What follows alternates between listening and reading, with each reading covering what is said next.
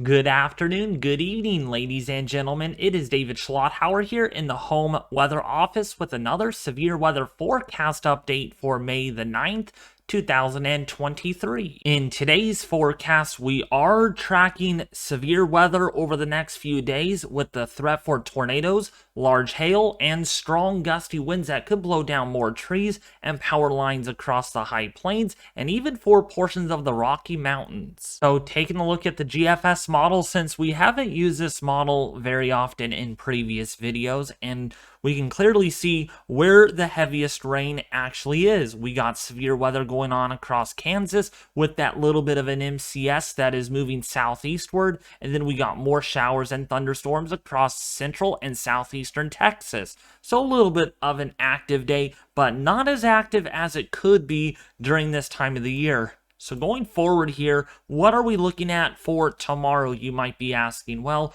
when we look at the GFS model, we can see that we do have more showers and more thunderstorms in the afternoon. But this time, a lot of the activity will be focused across the Rockies here, like Colorado, Wyoming, even for portions there of Nebraska and South Dakota. We could see some tornadoes, some large hail, and some gusty erratic winds that are anticipated. And then more like showery conditions here over eastern Texas, over across Arkansas and Louisiana for your day tomorrow.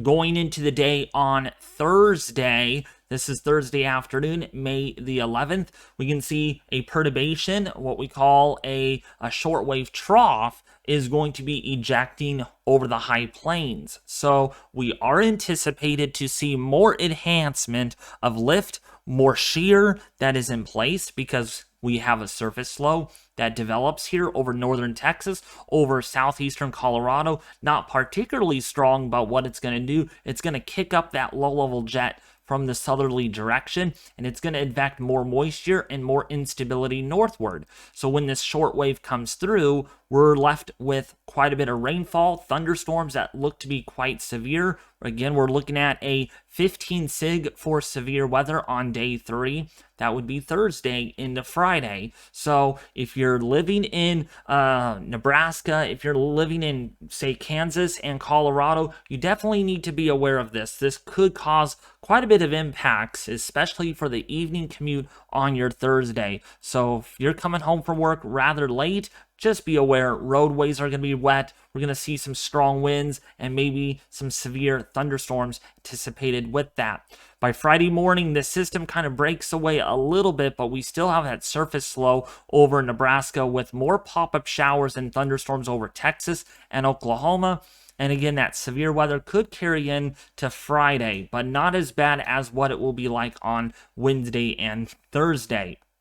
And then by Saturday, we get more showers, more thunderstorms. I mean, it's been like this every day. We're going to see the pulsating effect kind of come back in again with more showers and storms. But it won't be until by the time we go into maybe Sunday and Monday when things will likely dry out. So as far as what the pattern looks like, let's take a look at our 500 millibar level. This is a wind chart that I like to use because it kind of gives us an idea what our air masses are basically doing and why we're going to see more enhancement for thunder activity for tomorrow and for Thursday.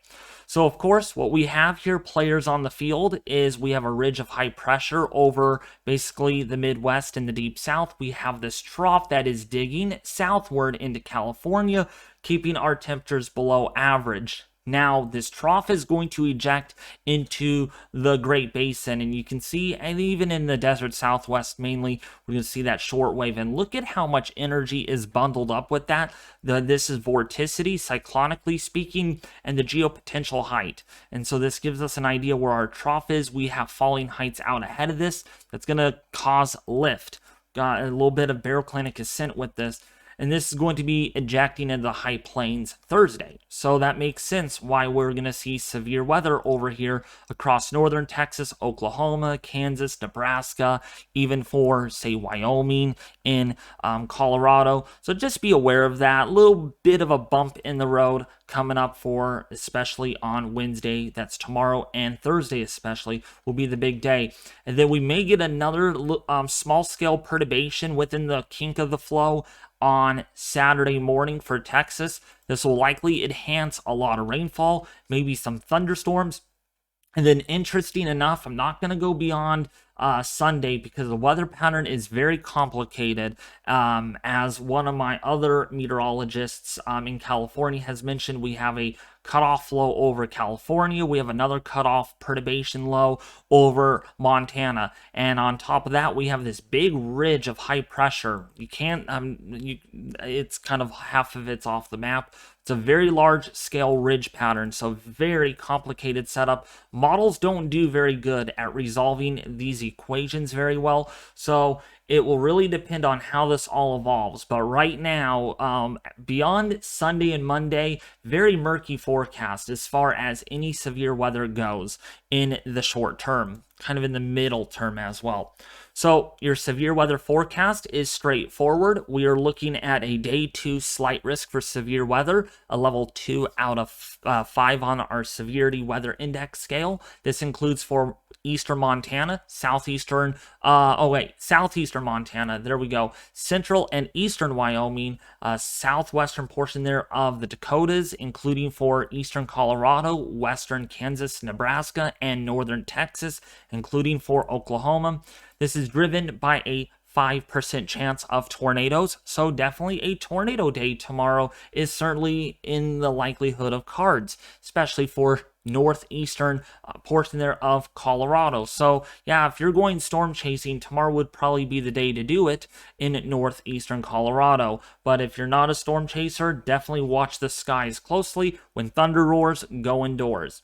So here's a look at the wind risk, a slight risk for wind, but it's not significant, and a non-sig for large hail tomorrow. So we're not looking at any significant perimeters tomorrow as far as severe weather goes. Tomorrow will be more of the lull day before we get into Thursday. And speaking of Thursday, this is a look at May 11th through May the 12th for that slight risk of severe weather. Like I said, I did point out maybe in northernmost Texas here, even so it's not highlighted, all the way up into Iowa, even for portions there of South Dakota, under that slight risk for severe weather on Thursday.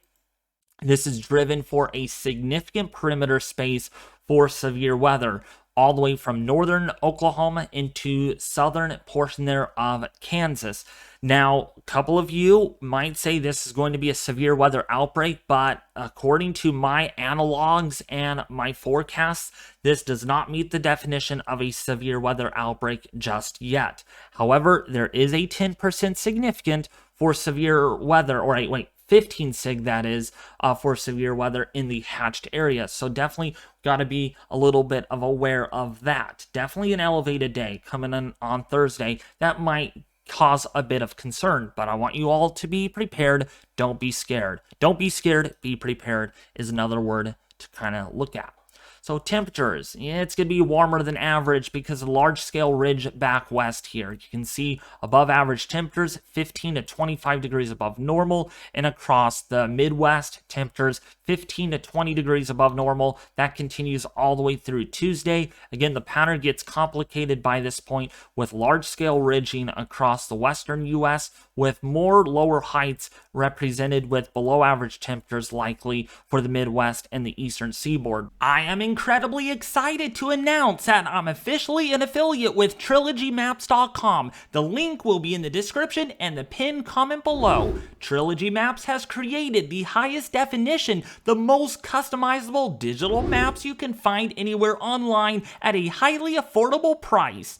These maps are so customizable due to a very unique layering system that makes it possible to create whatever map you like. Making weather maps that look incredibly professional has never been this easy before. So if you want the highest definition, the most customizable, and the most professional looking weather maps that you can make up for a very affordable price, go ahead and check out TrilogyMaps.com. And again, be sure to use my 20% off discount code by going to TrilogyMaps.com and then entering the code DAVID before finalizing your purchase. Well, that's going to sum it up for today's video. If you did enjoy the content, share, like, and subscribe, and I'll see you back here tomorrow. Thanks for watching.